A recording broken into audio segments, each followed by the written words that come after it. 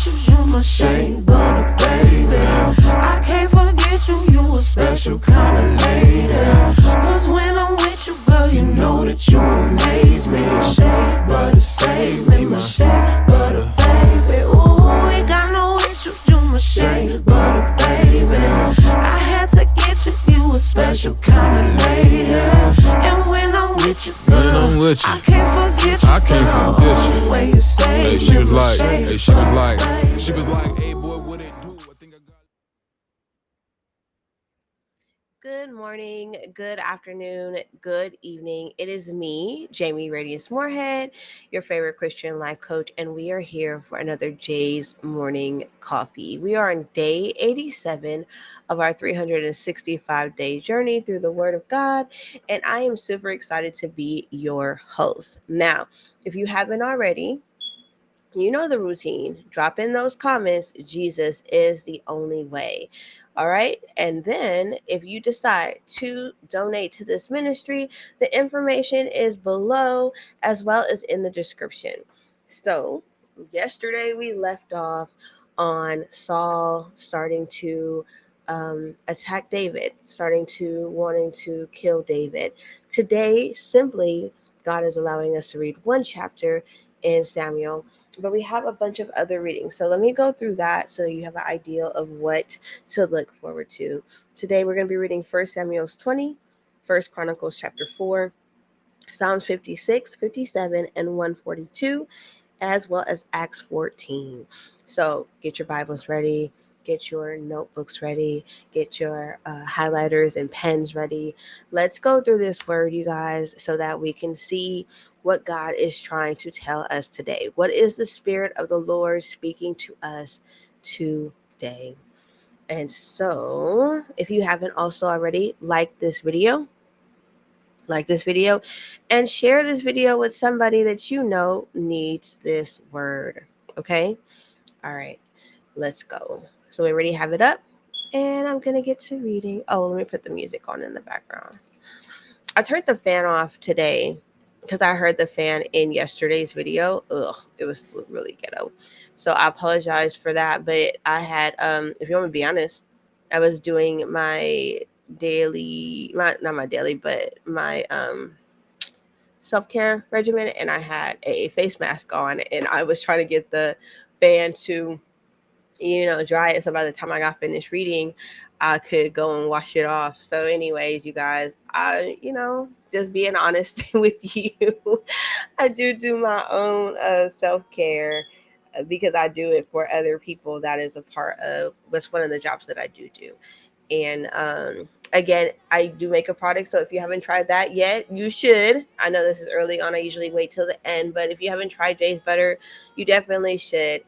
Every review on there is genuine. Every customer on there is genuine. We've been doing this for almost 9 years, because my son is based on, I started when he was 8 years old, and so he's about to be, also it's been 9 years. So 9 years, we are still a small business, and I kind of like being a small business because I get to have intimate relationships with the people that purchase my product. I feel like I want to have that still type of thing, even if God decides to bless the business. But I was complaining the other day, this is just something before I start reading, about how when a business gets bigger, their customer service kind of like, it sucks, towards their loyal customers. And I never want to get to the point where I do not appreciate the people that, supported me before the expansion, right? Or the growth. And I'm just thankful for the ability again to appreciate those people that do truly support me, and the new people that he's bringing to support me. So because I'm I'm a mom, and by you supporting my business, you support me being a mother to my child, um and us. And so I just want to appreciate anybody that does try Jay's Better, become a customer, become a consistent customer, is greatly appreciated. And I just want to make sure that I do not um, overlook the blessings that God have already bestowed on me. We do have some new things coming up. Of course, whenever I do get quiet, this because the Lord is working a thing, and so um, we got some new things coming, and I am nervously excited to see how they go. With that being said, let's get to the reading. All right. Whew. If I was to sum up chapter 20 into 3 words, it would be loyalty over danger. Loyalty over danger. And that's so funny because I was just talking about loyal customers, right? So here we go. David fled from the prophet's dormitory in Ramah, returned to Jonathan and said, "What have I done? Where have I gone wrong? What sin have I committed that makes your father want to take my life?" Man, I remember these feelings, these questions, even asking the person doing me dirty, like, what have I done to you to make you hate me the way that you do? Like, what would make you treat me this way when all I've done has, like, I've done right by you? Like, I have done the right thing. I have done right by people. Like, why is this happening? I must tear it up a little bit because I understood David's, like, man, betrayal. Come on, like, especially when you know for a fact, like, I haven't done anything. I haven't even thought anything in the way of, you know what I'm saying?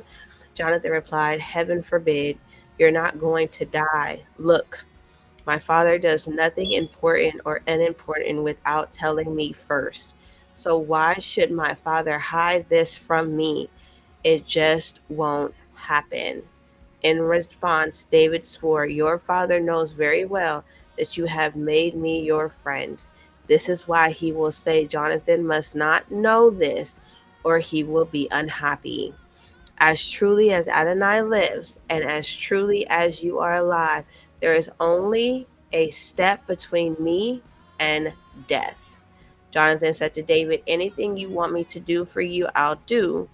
David answered Jonathan, "Look tomorrow in Rosh Hashanah, and I ought to be dining with the king. Instead, let me go and hide myself in the countryside until evening of the third day. If your father misses me at all, say, 'David begged me to let him hurry to be at Lashem, his city, because it's the annual sacrifice there for his whole family.' If he says, 'Very good,' then your servant will be all right. But if he gets angry, you will know that he has planned something bad. Therefore, show kindness to your servant, for your bond for you bound your servant to yourself by covenant before Adonai.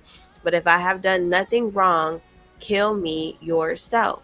Why turn me over to your father?" Jonathan said, "Heaven forbid. If I ever were to learn that my father had definitely decided to do you harm, would not tell you?"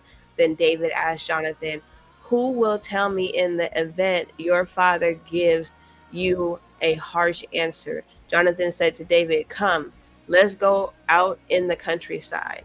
They went out, both of them, to the countryside. Jonathan said to David, "Adonai, the God of Israel, is witness. After I have sounded out my father about this time tomorrow or the third day, then if things look good for David, I will send and let you know.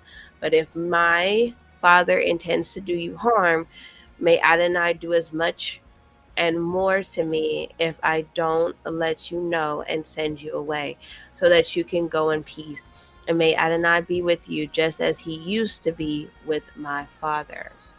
However, you are to show me Adonai's kindness not only while I'm alive, so that I do not die, but also after Adonai has eliminated every one of David's enemies from the face of the earth. You are to continue showing kindness to my family forever." Thus Jonathan made a covenant with the family of David, adding, "May Adonai seek its fulfillment even through David's enemies." Jonathan had David swear it again. Because of the love he had for him, he loved him as he loved himself. Jonathan said to him, "Tomorrow is Rosh Hashanah, and you will be missed because your seat will be empty. The third day, hide yourself well in the same place as you did before. Stay by the departure stone. I will shoot through 3 arrows to one side if I were shooting at a target. Then I will send my boy to recover them. If I tell the boy, they're here on this side of you, take them, then come. It means that everything is peaceful for you. As Adonai lives, there's nothing wrong. But if I tell the boy, the arrows are out there beyond you, then get going because Adonai is sending you away. As for the matter we discussed earlier, Adonai is between you and me forever." So David hid himself in the countryside. Hold on, I'm not ready. I know it's about to happen, but I'm just like, okay. All right. So David hid himself in the countryside. When Rahadash came, the king sat down to eat his meal. The king sat at his usual place by the wall. Jonathan stood up, and Avner sat next to Saul, but David's place was empty. However, Saul didn't say anything that day because he thought something has happened to him. He is unclean. Yes, that's it. He isn't clean. The day after Rosh Hashanah, the second day, David's place was empty, and Saul said to Jonathan his son, "Why hasn't Yishai's, Jesse's son, come to the meal either yesterday or today?" Jonathan answered Saul, "David begged me to let him go to Beit Lashem. He said, 'Please let me go because our family has a sacrifice in the city, and my brother demanded that I come. So now, if you look on me favorably, please let me get away and see my brothers.' That's why he hasn't come to the king's table." At that, Saul flew into a rage at Jonathan and said, "You crooked rebel. Don't I know that you've made this son of Jesse your best friend? You don't care that you're shaming yourself and dishonoring your mother, do you? Because as long as the son of Jesse lives on this earth, neither you nor your kingdom will be secure. Now send and bring him here to me. He deserves to die." Jonathan answered Saul, his father, "Why should he be put to death? What has he done?" But Saul threw his spear at him, aiming to kill Jonathan. Could no longer doubt that his father was determined to put David to death. Jonathan got up from the table in a fury, and he ate no food the second day of the month, both because he was upset over David and because his father put him to shame. Mm.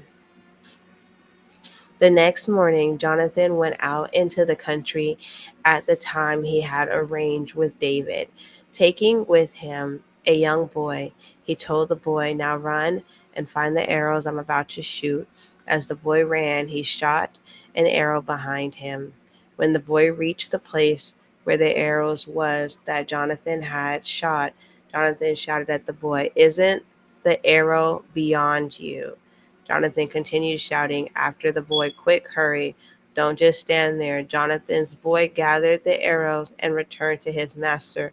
But the boy didn't understand anything about the matter. Only Jonathan and David understood. Jonathan gave his weapons to his boy and said to him, "Go and carry them to the city." As soon as the boy had gone, David got up from a place south of the stone, fell face down on the ground, and prostrated himself 3 times. And then they kissed one another and wept, each with the other, until it became too much for David. You know that's really sad. I've been in almost a similar situation because I was like, I'd be like, you know, the problem, they're coming for me. And the person would be like, no, it's not like that. I'm like, no, listen to what I'm saying. And they're like, no. And I don't know. And so you have to make the decision to separate yourself, because that individual is so blinded, or they don't want to believe, that they're willing to put you in danger, because they just don't believe that the people around them don't like you, or have a vendetta against you, or are allowing demonic entities to attack you.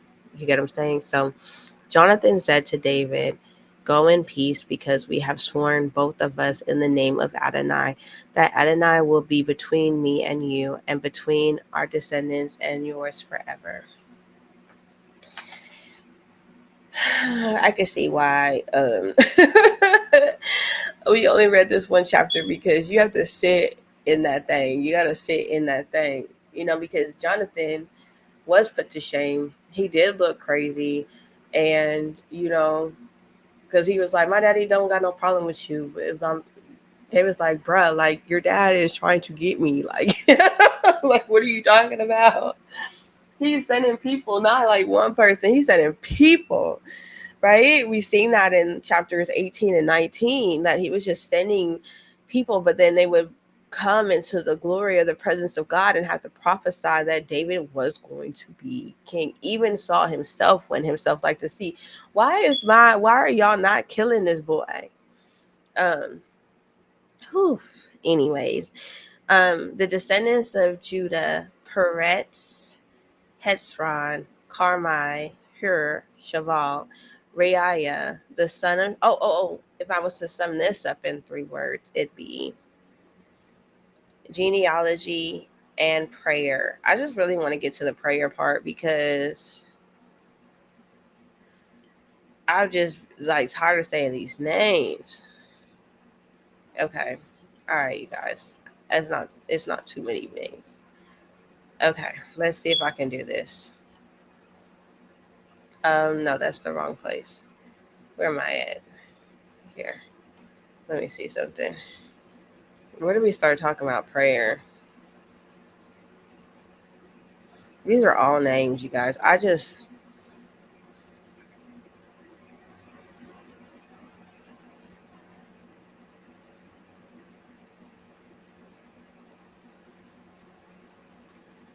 Okay, like, y'all are gonna read First Chronicles chapter 4 on your own. I don't like saying these names out loud, because I don't think I'm saying them right, and it really bothers me to be recording a video and possibly not saying these correctly to you, because I know they're important. Okay, like that is the problem. So I have to read this on my own without y'all. Okay, let's go to Psalms 56. We have 3 Psalms to read: 56, 57, 56, 50. Hold on, 7 and 142. 56, 57, and 142. So I'm going to, here we go. For the leader, set to the silent dove in the distance, by David Mechtam, when the Philistine captured him in God. Show me favor, God, for people are trampling me down. All day they fight and press on me. Those who are lying in wait for me would trample on me all day, for those fighting against me are many. Oh, David, friend, I really know the feeling. I was like, am I going up against the entire city? Like, what is this? By myself? Like, this is insane. For those fighting against me are many. Most High, when I am afraid, I put my trust in you. In God I praise his word. In God I trust. I have no fear. What can human power do to me? All day long they twist my words. Their only thought is to harm me. They gather together and hide themselves, spying on my movements, hoping to kill me. Because their crime they cannot escape. In anger, God, strike down these people. You have kept count of my wanderings. Store my tears in your water skin. Aren't they already recorded in your book? Then my enemies will turn back on the day when I call. This I know, that God is for me. In God, I praise his word. In Adonai, I praise his word. In God, I trust. I have no fear. What can mere humans do to me? God, I have made vows to you. I will fulfill them with thank offerings to you, for you rescued me from death. You kept my feet from stumbling so that I can walk in God's presence in the light of life. And then we're going to go to chapter 57. For the leader set to do not destroy, by David of Michtam when he fled from Saul into the cave. Okay. Show me favor, God. Show me favor. For in you I have taken refuge. Yes, I will find refuge in the shadow of your wings until the storms have passed. I call to God the Most High, to God who is accomplishing his purpose for me. He will send from heaven and save me. Save me when those who trample me down mock me. And let me look up what mock means. I just want to, because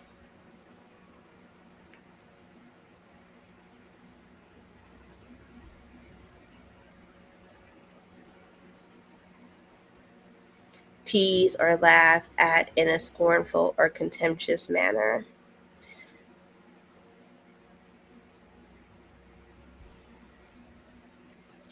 God will send his grace and his truth. I am surrounded by lions. I am lying down among people breathing fire. Men whose teeth are spears and arrows, and their tongues sharp edged swords. Be exalted, God, above heaven. May your glory be over all the earth. They prepared a snare for my feet, but I am bending over to avoid it. They dug a pit ahead of me, but they fell into it themselves. My heart is steadfast, God steadfast. I will sing and make music. Awake, my glory, awake, lyre and lute. I will awaken the dawn. I will thank you, Adonai, among the peoples. I will make music to you among the nations, for your grace is great all the way to heaven, and your truth and all the way to the skies. Be exalted, God, above heaven. May your glory be over all the earth. And then the next psalm is 142. 142. Let's see what happens here. A maskil of David when he was in the cave, a prayer. So he was in this cave. We know that what we just read was him hiding in the cave. He was in there, but there was a prayer here that he said. So what did he pray to Adonai? The others, so a lot of times he's just um, venting to God, like, hey, God, look, this is happening. I don't know what I did. And the worst feeling, because I know this personally, is like knowing you didn't do anything and being mistreated. Like that is a the way the enemy sets it up is so that you can be bitter, offended, so that you can operate in his will, in the enemy's will for your life, rather than what God wills. And so that you cannot trust God because you're like, hey, I'm hey Lord, hey. So it's a very testing time for the believer. I do believe God takes all believers through it, and a lot of people don't make it. That's why it says narrow is the gate. Narrow is the gate. All the people that say that they're Christian, you got to discern the spirits. You got to test the fruit of these people, because narrow is the gate. Okay. All right. With my voice I cry to Adonai. With my voice I plead to Adonai for mercy. Before him I pour out my complaint. Before him I tell my trouble When my spirit faints within me, you watch over my path. By the road that I am walking, they have hidden a snare for me. Look at look to my right and see that no one recognizes me. I have no way of escape. Nobody cares for me. My eye just watered because I felt that.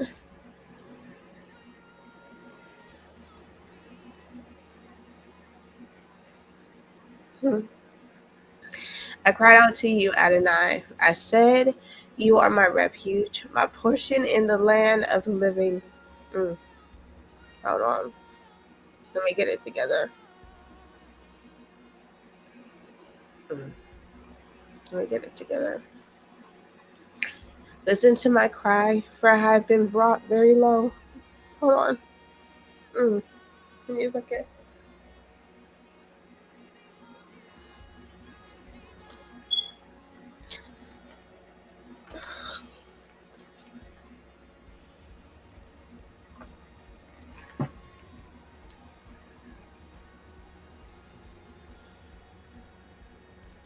Mm. Rescue me from my persecutors, for they are too strong for me.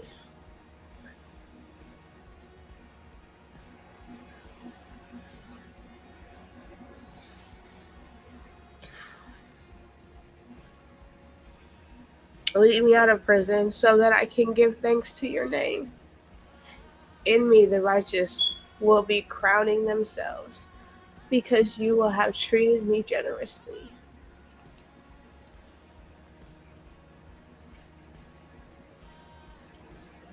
Mm.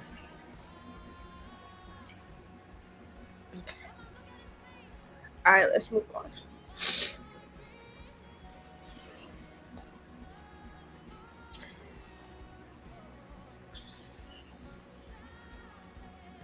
Um, if I can sum up 56, Psalm 56 in 3 words, it'd be trust despite fear. Psalm 57 is mercy amid threats. And Psalm 142, cry for refuge. And Acts 14 would be preach through persecution. Oh,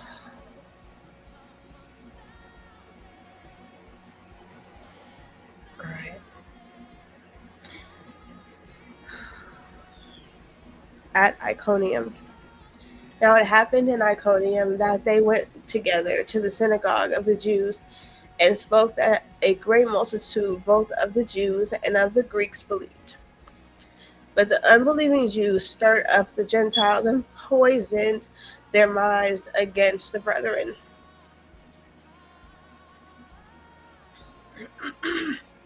Therefore, they stayed there a long time, speaking boldly in the Lord, who was bearing witness to the word of his grace, granting signs and wonders to be done in their hands. But the multitude of the cities was divided.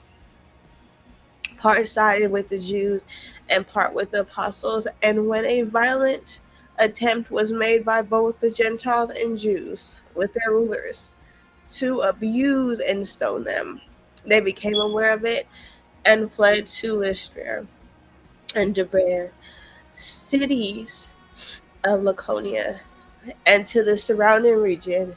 And they were preaching the gospel there. Idolatry at Lystra. And in Lystra, a certain man without strength in his feet was sitting, a cripple from his mother's womb who had never walked.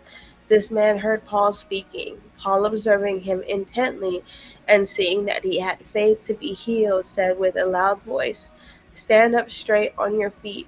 And he leaped and walked. Now, when the people saw what Paul had done, they had raised their voices, saying in Laconian language, "The gods have come down to us in likeness of men." And Barnabas they called Zeus, and Paul Hermes, because he was the chief speaker. Then the priests of Zeus, whose temple was in front of their city, brought oxen and garlands to the gates, intending to sacrifice with the multitudes. But When the apostles Barnabas and Paul heard this, they tore their clothes and ran in among the multitude, crying out and saying, "Men, why are you doing these things? We also are men with the same nature as you, and preach to you that you should turn from these useless things to the living God, who made the heaven, the earth, the sea, and all that are in them, who in bygone generations allowed all nations to walk in their own ways. Nevertheless, he did not leave himself without witness, in that we did good. Gave us rain from heaven and fruitful seasons, filling our hearts with food and gladness." And with these sayings, they could scarcely restrain the multitude from sacrificing to them.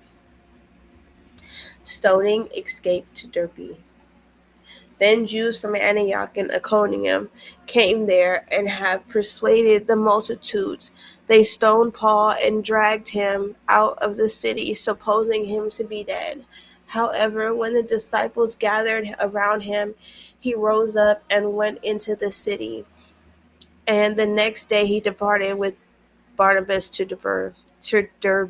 Derbe, strengthening the converts. And when they had preached the gospel to the cities and made many disciples, they returned to Lystra, Iconium, and Antioch, strengthening the souls of the disciples, exhorting them to continue in the faith, and saying, "We must through many tribulations enter the kingdom of God."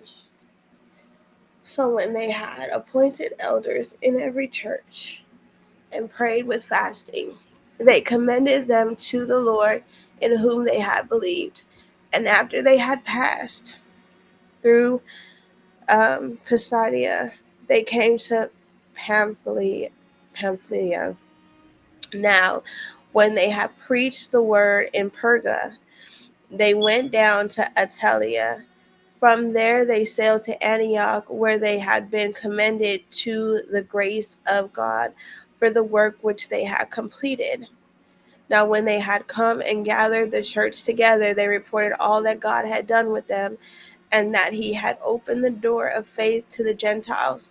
So they stayed there a long time with the disciples. And that ends our reading. Let's go ahead and let me just do a summing up of what I read. In 1 Samuel 20, David and Jonathan reaffirm their covenant. Jonathan warns David that Saul wants to kill him. In 1 Chronicles 4, that I did not read to you, genealogy of Judah's descendants, including the prayer of Jabez. I wish I would have been able to read that to y'all. Psalms 56, David prays for God's help when he is afraid and trusts God amid enemies. Psalms 57, David cries out for mercy while hiding in a cave, declaring trust in God. Psalms 142, a prayer from David in the cave, feeling alone but seeking God as his refuge. In Acts 14, Paul and Barnabas preach in Iconium, Lystra, and Derbe. Paul is stoned but survives, and they strengthen the disciples. And that ends our reading for the day. Yeah. So I fell upon, what's so funny is I had interviewed two individuals and they mentioned this man. I didn't know who that was. Like, I had no clue. But then he did an interview on We Need to Talk. I don't know who the host is of that, but he interviews people in ministry with stories. And so, anyways, the guy has a ministry, and he was talking about people that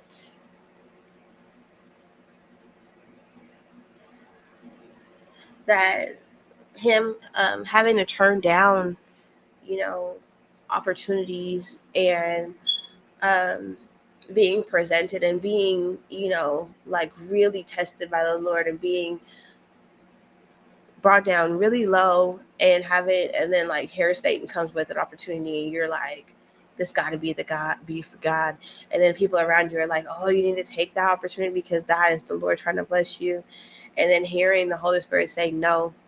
And it was very comforting, like having heard that, because I was like, God, am I tripping? And then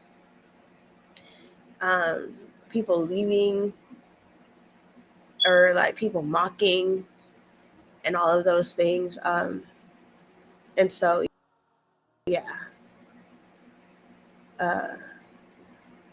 I guess I'll drop a link to one of his videos in the description, probably. But anyways, I'm still crying from that psalm, though. I gotta get it. Still crying. Anyways, our Father, who art in heaven, hallowed be thy name. Thy kingdom come, thy will be done, on earth and as it is in heaven. Give us this day our daily bread, and forgive our debts as we forgive our debtors. Lead us not into temptation, but deliver us from evil. In Jesus' name, in Yeshua HaMashiach's name. Hallelujah. All right, you guys, I'm not going to extend that prayer. I'm about to go into prayer for myself, because, man, the enemy is definitely relentless. He is definitely relentless, and he will use people around you, people that you did so much for, to try and just like throw you off, or your closest family. It just be so insane. You be sitting there like, you really just gonna let the devil use you for real? That's what we're gonna do. And it just blows me away. It just blows me away how he works. So, but I can't say that God is not good to me, because I definitely do not look like what I have been through in no way, shape, or form. But every now and then when you read something in the Word, like, oh, okay, like, this is just really a part of the process. And I don't know if I'm crying because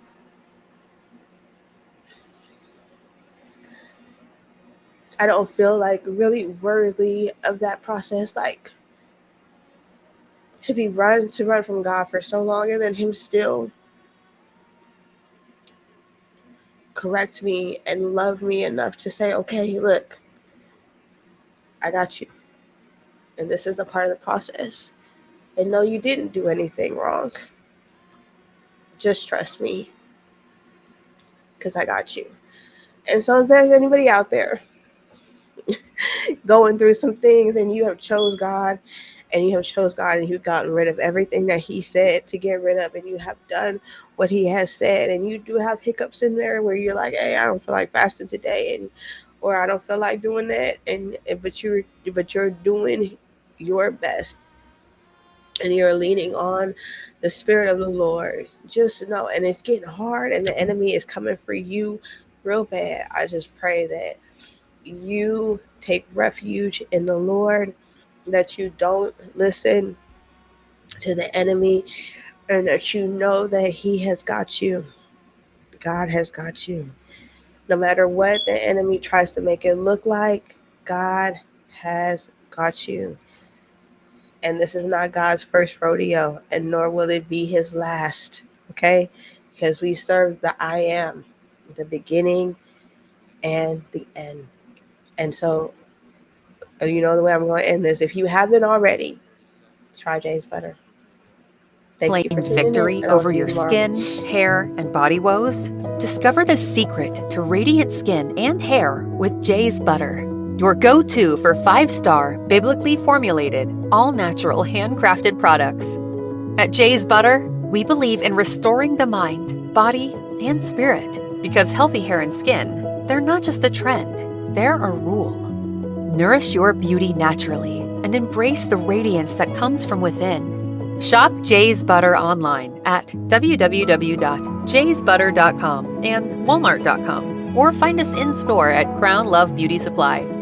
Nourish, restore, shine bright with Jay's Butter.